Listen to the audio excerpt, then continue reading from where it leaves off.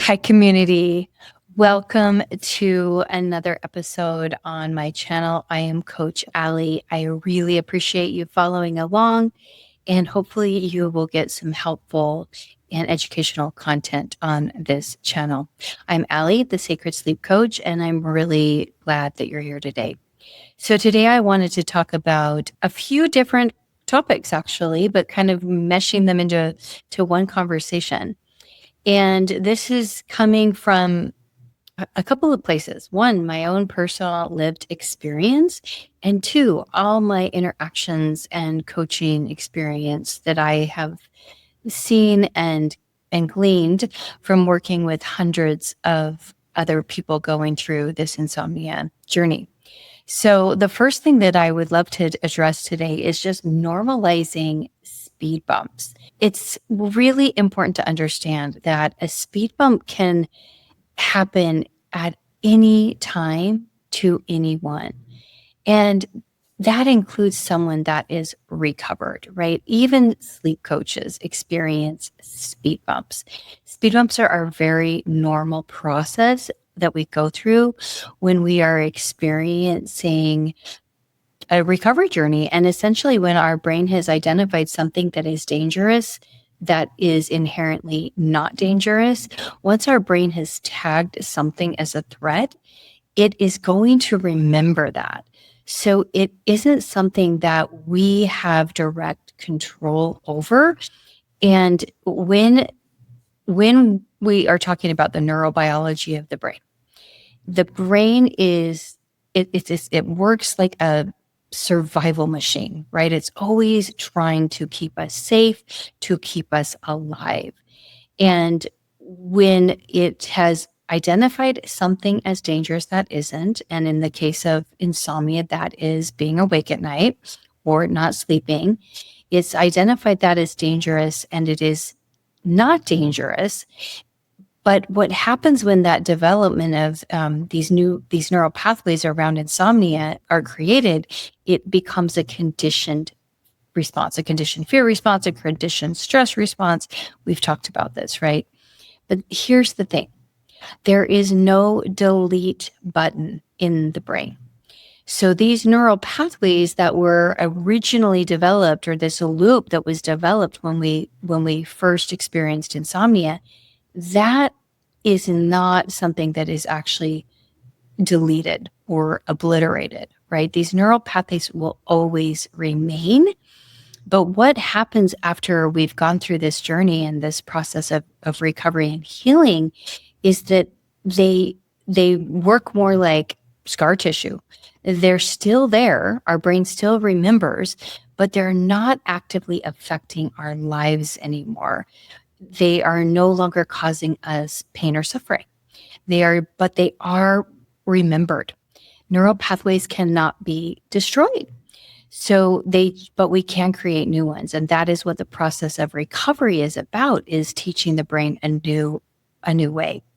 And experiencing this over and over again leads us to an experience of feeling safe and knowing that no matter what happens, we're going to be okay. But speed bumps are a normal thing, and it is absolutely a common experience throughout our lives to experience a speed bump here and there. And it doesn't mean that anything's wrong or anything's broken or insomnia is coming back or anything like that. This is just the brain remembering what was a difficult thing. And when it's in a circumstances that sort of reminds it of that, it's normal to have a little bit of that sleep disruption come up again. But really, it is more sleep disruption than it is insomnia when we have gone through a recovery journey. And I can speak to this myself, as I have just gone through a speed bump, and it was different for sure than other speed bumps that I've experienced, because there was not the fear associated with it. It was more frustration, annoyance, but definitely a different level of hyperarousal, right? And so this is really just my brain remembering this kind of difficult experience, but there aren't the same hooks. So there's not a lot of traction on those old pathways, those old neural pathways that were once insomnia. There's just not staying power anymore because there's been so much healing and recovery work. So I just really want to normalize that speed bumps are something that happened to everybody, and they vary in degree and intensity, and over time they really become more like sleep disruption.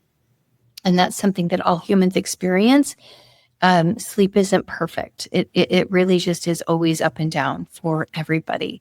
Um, and and once we understand that recovery doesn't look like perfection, it can really help. I hope that makes some sense. And moving on, we're going to talk about recovery and medication and how we can actually recover on a medication or off a medication. It doesn't matter. And it doesn't devalue your recovery if you are using a medication. There's so much big feelings around medication. Some people will say they saved my life, and other people will say, they nearly killed me. I mean, there's so many varying experiences around medication. So I'm not trying to tell you what to do. Obviously, you need to work with your doctor, and medications have different side effects for everybody. But in the case that they are helpful and supportive, and they can continue to be that during a recovery process and beyond, there is no shame in that. It doesn't devalue or lessen the recovery experience, because recovery is something that happens within us. It is a state of being. It's a state of being really at peace with whatever it is, knowing I'm going to be okay. I've built some capacity, right?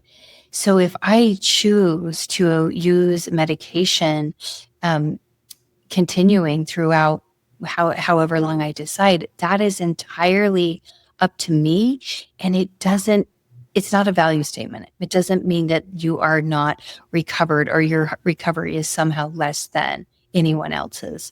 I really want you to hear that, because it's important to know that you can recover on or off medication. It doesn't make a difference, right? The medication can be supportive. It can be a bridge.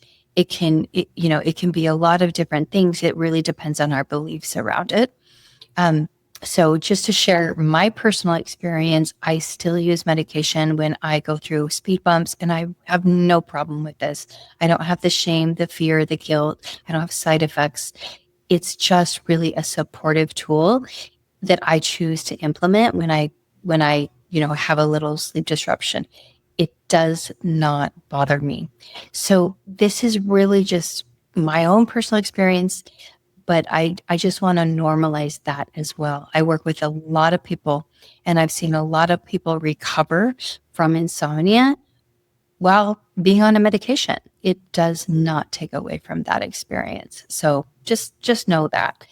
And really, this journey ultimately is about finding our own way.